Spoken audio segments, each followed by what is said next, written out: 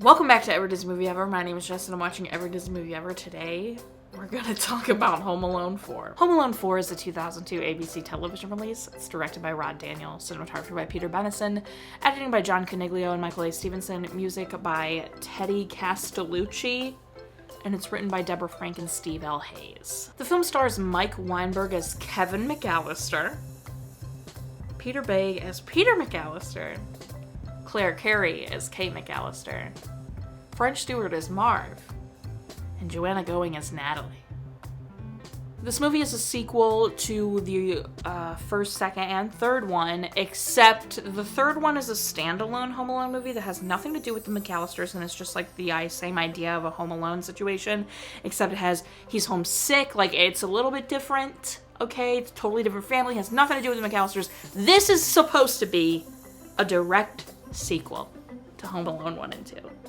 All of these people are supposed to be the McAllisters and Marv.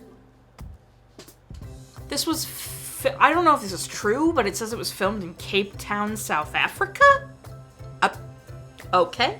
Daniel Stern, who plays Marv in Home Alone 1 and 2, was asked to reprise his role, and he said no after reading the script. It was not well received. People thought it was terrible. And there is one after this that is also a standalone and has nothing to do with the McAllisters. Before I even touch on it, I've never seen this movie.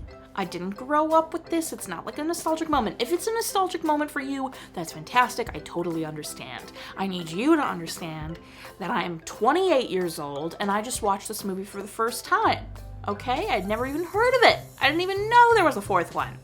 Okay? So, with that being said, the director should be ashamed. Every person that worked on this movie should be ashamed. There are some projects you should say no to. I wholeheartedly blame the script for the atrocity that is this film, but the editor added insult to injury with those hideous transitions. And it was really boring, so I had no hope for this movie. I need you guys to understand that. I had never seen it, but I was like, yo, the fact that I've never even heard of it must mean that this movie is bad, and also, why make it? Especially when I read that it was a direct sequel to the first two, I knew it would be bad.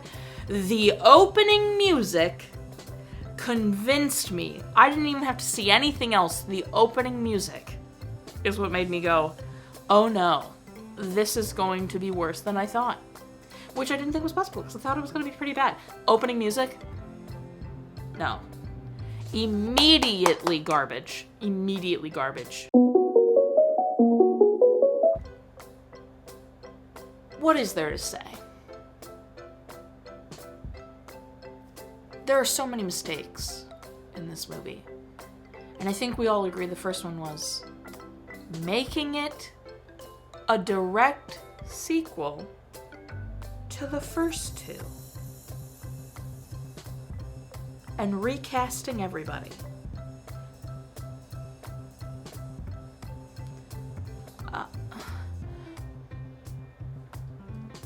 Other atrocities include Kevin is 9, and I'm pretty sure he's 8 in the first one. So you're telling me he got left home alone at Christmas.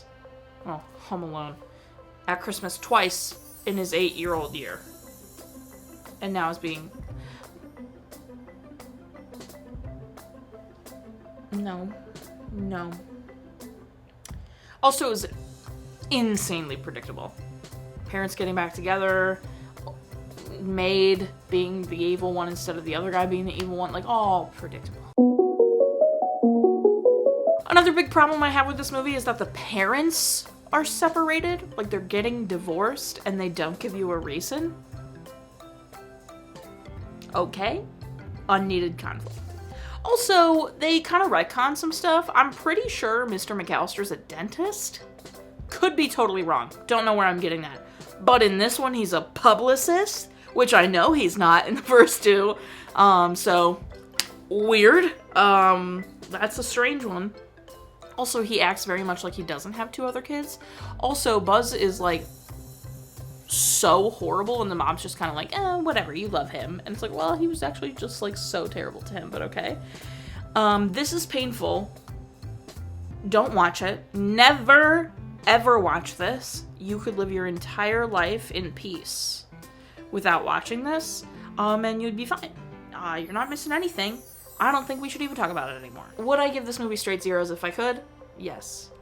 But, lucky for it, the cinematography was fine. It was very average, fine cinematography. It wasn't bad. It wasn't great by any means, but it wasn't bad cinematography.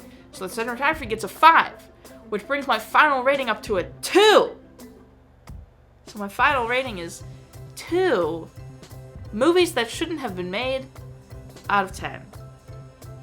Our total movie count is... Parents that total crack count are still the same. If you want to keep up with the movie I'm watching when, follow me on Instagram or Twitter. You'll find out what movie I'm watching when. I put out videos every Monday and Friday and sometimes Wednesday. Join Patreon. I have a tier starting at just $1. New videos a week early. It's so much fun. And buy merch, okay? Especially after this one, okay? Until next time. Kindly subscribe, and quite literally, don't be this movie about it. It's an hour and a half of my life that I will never get back.